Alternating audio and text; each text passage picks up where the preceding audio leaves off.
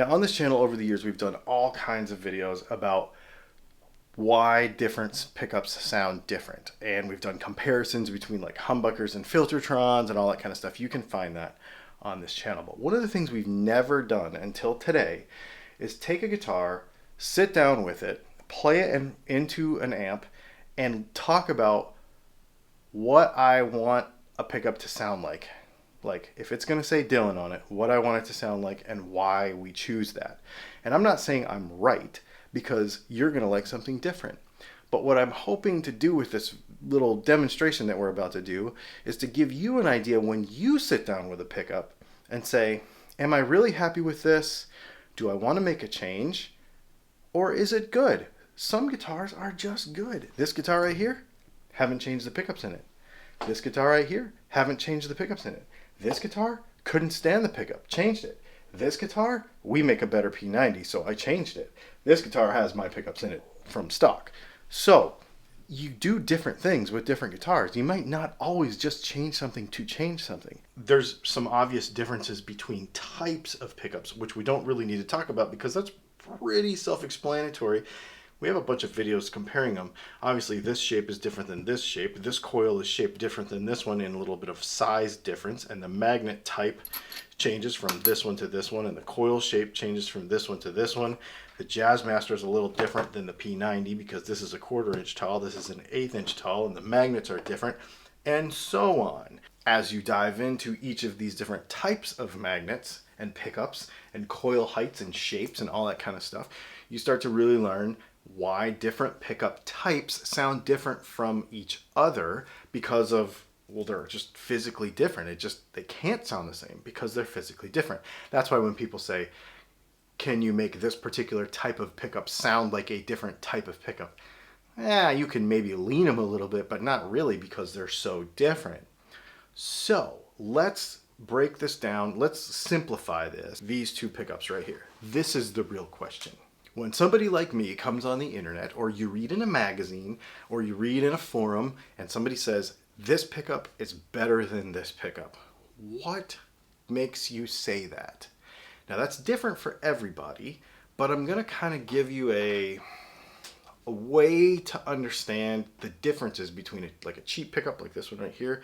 This just came out of this is like a placeholder in a guitar, and this is one of my special run DAFs with the nickel cover. So, available on the website. So this pickup is, we make this by hand here in-house. What makes this one better than this one? Well, they're different. Can we say better?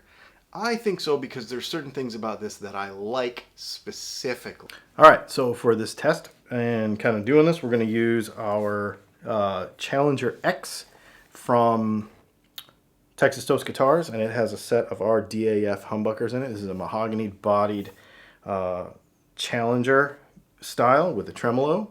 You can actually buy this guitar. This guitar is actually for sale on their website. They've got you can do like $100 pre-order, I think, by the end of October, October 31st or something of 2022, and you can order one of these with $100 down. It's a really great guitar. So anyway, all of these guitars have our pickups in it, so it's just an easy one to do this demo with.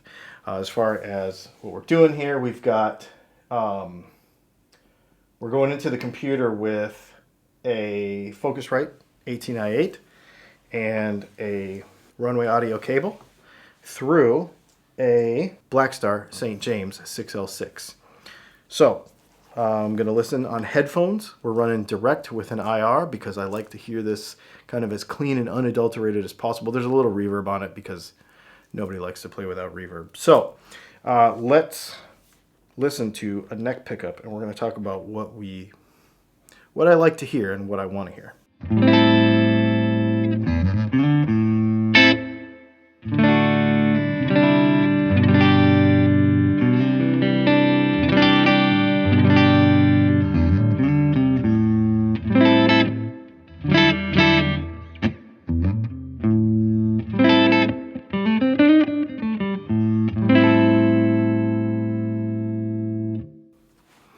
Okay, so first things first, what I want is nice low-end bass response. I want it to be fairly EQ'd flat. I want it to sound like a neck pickup, I guess, is the thing. I want it to sound like a neck pickup. I don't want it to be super bassy, but I don't want it to sound like a neck pickup. EQ-wise, this is really personal taste, but there's a few real functional things here that I find very important. One is that crispness on top. A lot of neck pickups can get really woolly and lose that kind of clarity of what I think should be there.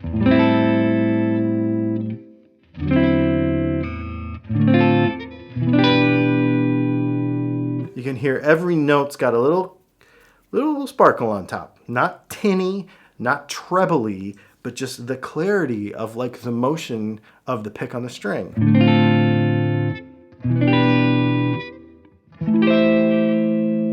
And I will, when I'm really testing this, I will use different picks. I got a whole drawer full of all different thicknesses of picks and shapes of picks and stuff, and I'll really dive into this. For the neck pickup, that's a really important thing for me. And we'll get to dirty here in a minute. Bridge pickup, same thing. Or neck pickup, middle position, the same thing.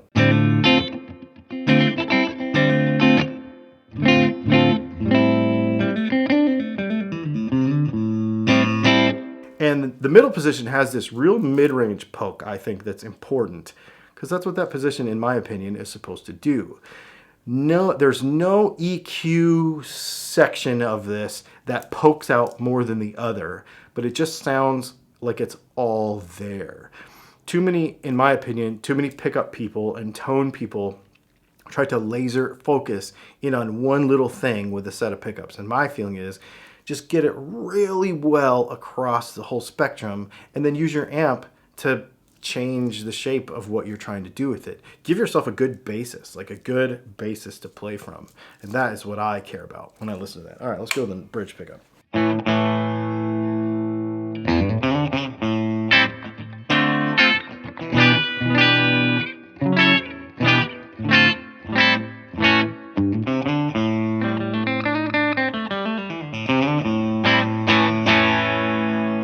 That just sounds like a good bridge pickup. That just sounds like what a bridge pickup should sound like. I don't want it to be, I want it to have really good mid-range, because when you go to step on the pedal for a solo, you want it to be there, right? But you don't want to have it so honky that it's not usable for just a nice...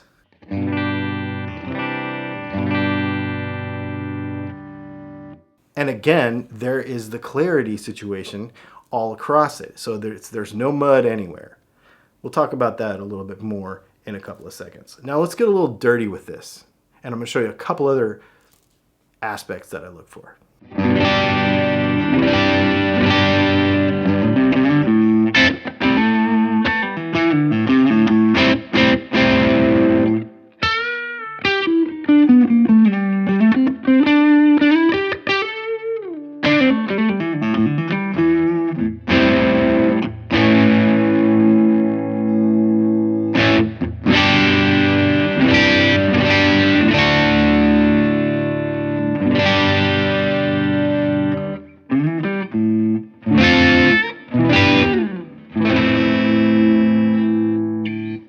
All right, same thing here. I want the pickup to sound what it's supposed to sound like and be usable across the EQ range. So I would spend a bunch of time putting a bunch of low end in this thing, see if it gets muddy, scoop the mids out, all that sort of stuff. Kind of play through some various major sounds and see if the pickup ever really gives up. You just want it to kind of do everything, at least with a PAF sort of thing like this. I think that's really important. The biggest thing for me is, again, clarity on the top end, because with a neck pickup, then you put some overdrive on it, it starts to really go away on you. And then there's another thing that I find really important. Let's turn the volume down on the guitar and the tone a little bit, play with the tone, and just see if we can get this thing to clean up a little bit and use it for kind of a, well, just a cleaner tone. Let's see.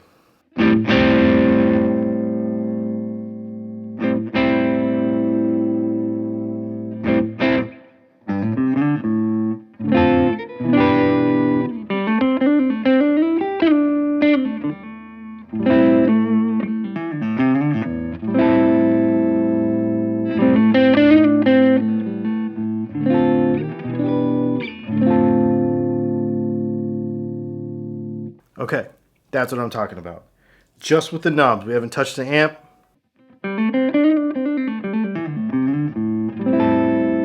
Now, if I fiddled with this a little bit more, I could probably even get it better. But, mess with the amp and got it right at the edge of breakup and really played around with it, we could get it super sensitive. But I really like that, to be able to take a cable, plug it into an amp, and just play with the guitar and go from...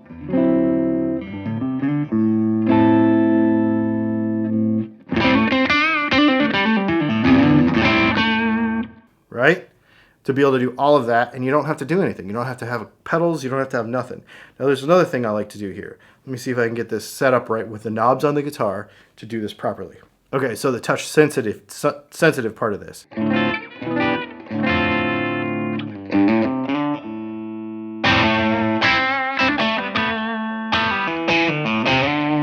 So lean on it, get more, let off of it, get less. And it sounds stupid to say that, but a lot of pickups don't do that. So I really want that kind of versatility. Meaning you can plug this guitar into any rig, any amp, anywhere, and get whatever you want. Now let me show you one more thing. Let's throw tons of gain at this thing, and I'm going to show you something that I really care about too, for guys that use a lot more gain. Watch this.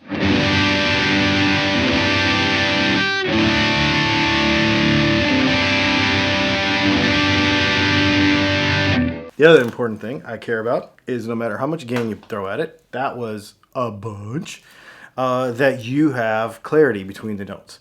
Now, I didn't get real picky with the setup. When you're like using these pickups in your rig, you would be able to get it a lot tighter than that. But just to give you the general idea, those are the things that I look for. Again, all right, hang on, let me shut this off. Again, this was not what I think every pickup should sound like, because that's different for everybody. Everybody likes something a little different. The idea of this video was more so for helping you understand what I try to listen for, problems I try to solve. I don't like muddy pickups. I don't like stuff where all the notes just blend together. I don't like stuff where it's pokey one place or the other, where it's way too bassy, I like things to be usable in kind of any situation. Here's how I like to illustrate it. A lot of pickup builders will say, I like this, this, this, and this. So they make 4 different pickups. Well, why can't you make one that just goes from here to here and it does everything? Within reason, it can be done. So that's kind of the way I go with it. That's not to say that I'm right, because everybody does everything differently. And again, this is not to say that one pickup is better than the other. This is to help you to listen, to really listen. When you pick up a guitar and be like, what do I like and what do I don't like, before you spend money. Because a lot of people will just pick up a guitar and be like, these pickups suck. Well, if you can really articulate what you do and don't like about them, then when you shop with your pickup builder, whoever it is, whether it's me or somebody else, you can be really specific about, hey, in the neck position, when I play it with a lot of crunch, this happens or this doesn't happen and I don't like it. And I've told people many times, you know what? You want a thing that I don't do. I would go get a Seymour Duncan, blah, blah, blah, blah, blah. And vice versa. That person should say the same thing about somebody else. Not everybody has the same solution, but the idea is that once you learn how to hear what you're listening for, you might not know exactly how to fix it, like what pickup, does it need to be hot or does it not, this wire, that magnet, whatever. But the idea is to understand what you're listening for, so that when you call somebody and say, I want a new pickup, you can have that conversation reliably and get what you want the first time, instead of having to shop over and over again. This has been a question we got a lot of times over the last probably year or so. People have been asking me to do this video. So I just wanted to share that with you. Just a little fun thing. Hopefully you found it useful. When we do this for work, like when I'm coming out with a new pickup, it's way more extensive than that. We've got, I play it through solid state amps. We play it in plugins, not solid state, but little modeling amps. Anything that you can think of that somebody's going to use. And then I've got about 3 or 4 really good guitar players that I really trust, that I send the stuff to and say, here, play this guitar, tell me what you think of it. And if they start to tell me, you know what I really like? I like the note definition under gain. I like the fact that there's some good clarity in the top here. When I use this pedal, that doesn't go away. I don't tell them anything. if they start to tell me the things that I was hoping that the pickup would accomplish before I even said anything, then I know I have a hit. So that's the way I do it. I send it out to other people and I kind of let them test it. And if it gets the same result kind of across the board that I was looking for, then you see it on the website. If it doesn't, then you might never see it. We've got lots of pickups in the bin up there that never made the light of day. So hopefully this helps you understand how to shop for pickups, what to listen for when you pick up a guitar off the guitar store wall. Put a little thought into it. That way you don't make a purchasing decision that you regret. You know what I mean? Anyway, thanks for hanging out. We got a video coming out tomorrow. It's going to be a live stream at 4 p.m. Tuesdays, every Tuesday. We have, what else? We have news on Wednesday. We have a live stream on Thursday at 8 p.m. Do me a favor and go to texastoastguitars.com. They did not sponsor this video. I told them I would do this for them just as a act of courtesy. So they let me use this guitar in a video, and I told them that I would tell you about it. So here it is, the Challenger X. There'll be a link to it in the description. You can pre-order it for $100. Thanks for hanging out, and we'll see you in the next video.